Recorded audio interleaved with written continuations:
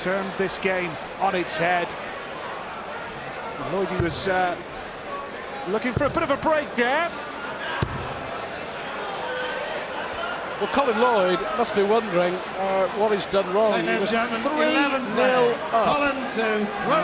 Van der Voort was struggling, but 5 consecutive legs. And I seem to remember last year in his run to the final, he knows how to win these games. He beat Terry Jenkins 11-10. He was 5-0 down, and if memory serves me right, he also beat Colin Osborne 11-10 as well in the latter stages of the competition before he lost to Barney. Lloyd reached the semis last year. 57. He lost to Barneveld as well. Yeah, it's been quite a turnaround, and full credit to Van der Voort as he steps forward again for his second maximum of the match. He slotted one nicely whilst you were away on board 2 watching Barneveld. And without doubt, Van der Voort now is the better of these two players. He's the man in form. Not a lot of difference between the averages. 90.5 apiece is the way they're shaping up. But Van der Voort with a 33% checkout rate, looking the better player now. Oh, great entertainment, that's for sure. 63. Only 63 from Lloyd. Puts himself under pressure. Another big score here. Will surely switch Van der Voort. 133. Has to get this. The way that Van der Voort's played the last 3 or 4 legs, simply has to get it. First to 9 legs, remember. This third round of the UK Open. 56. Barneveld, the holder, already through with a 9-0 whitewash of Tony Ayres. Van der Voort looking for double 16 for 7-4. Magnificent! Vincent Van der Voort is on a roll, and he's 2 legs away from what would be a stunning victory. Well, Colin Lloyd, he's been blown away here by Van der Voort. It's the luck of the draw, isn't it? Lloyd finishing in the top 3 in the UK Open Order of Merit, and he picked out one of the hardest draws of this third round stage, but that's 55. The way it goes. Just to let you know, it looks like Dennis the Menace may be out. Nutty Nigel Birch, I think has won a last leg decider against Dennis Priestley. Well, another big upset here at the Reebok. Don't forget on the main stage, coming up next, a certain Philip Taylor taking on the Joker, John Farrell. Oh yes, that's the beauty of the open draw. Plenty of attention on that last night when the draw was made after the second round. And Nigel Birch 9, Dennis Priestley 8, the final score from board 5. So Dennis ducks out of the tournament in the third round stage. In this game then, on the main stage, Vincent Van der Voort really in top gear.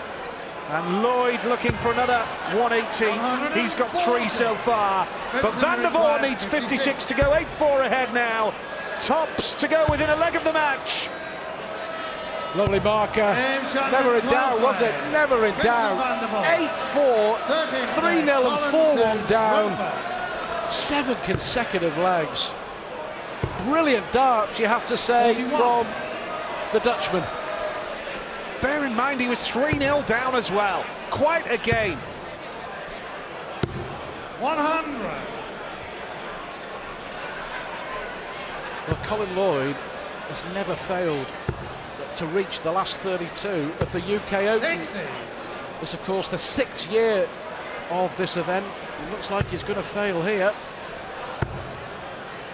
Yeah, he got a 9-darter, of course, during a Players' Championship in Germany earlier this year, but pale shadow now of that form, even though he started off superbly. And look, there's almost a face of resignation. Colin Lloyd, he knows it's all gone astray, and that Van der Voort is taking him apart here now.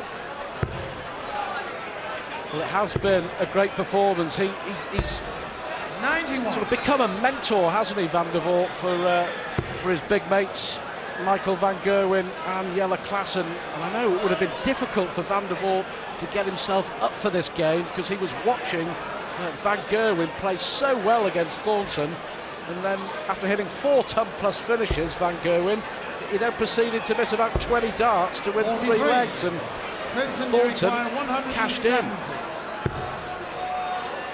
It looks like being all over right here, right now, in this leg. And that would be astonishing. That would be 8 consecutive legs, Nigel. Oh yes, it really has been 60. a majestic display. Required 40. This then for the match. Tops he needs. To marker for Van der Voort. Double 15 now, and Vincent Van der Voort has put out Colin Lloyd by 9 legs to 4. Here's Dave Clark. There's a smile on the face of that Dutchman. There's a smile on the face of another Dutchman who's just joined me in the studio, Raymond van Barneveld, who's celebrating a 9-0 victory over Tony Ayres. That was a great performance, Barney. It's a long time when we have a conversation live. Yeah, I was playing well. My doubles went, well, brilliant actually. I didn't know my opponent. He missed a couple, I think, well, maybe in 2-3 legs. But I'm happy the way I'm playing now. Because you haven't been right since the World Championship, have you, really?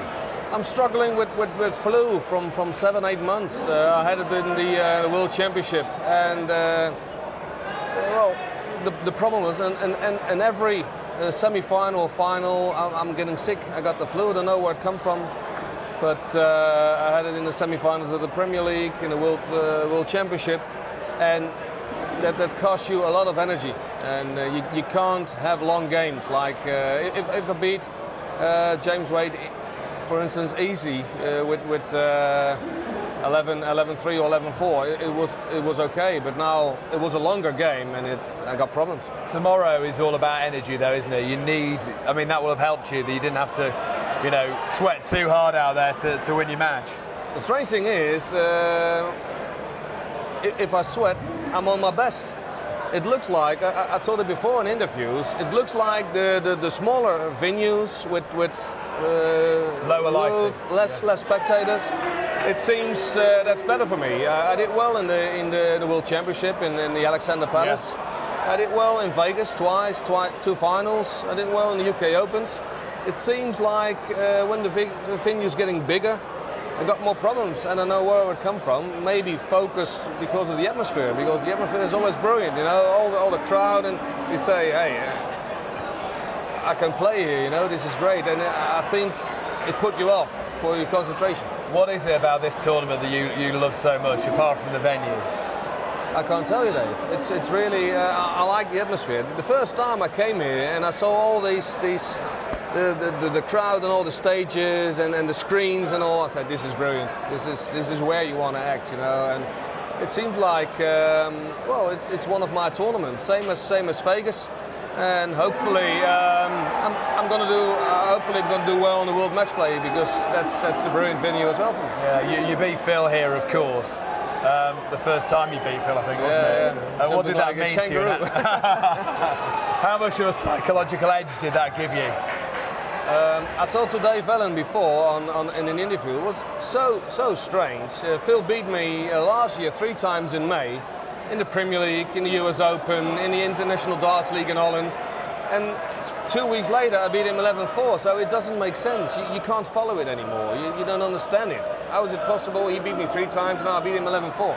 So every game is a new one, you know. You start every time on 0-0, and you have to do your very best to play, but it's against everyone. Now I beat Tony Ayres 9-0, but I'm only in the top 32 now, so the next time you have to play your best again. And an open draw as well. You'd be hoping to avoid Mr. Taylor, I presume. No, I'm not really. I'm going to enjoy it, and that's one of the things I have to change, you know.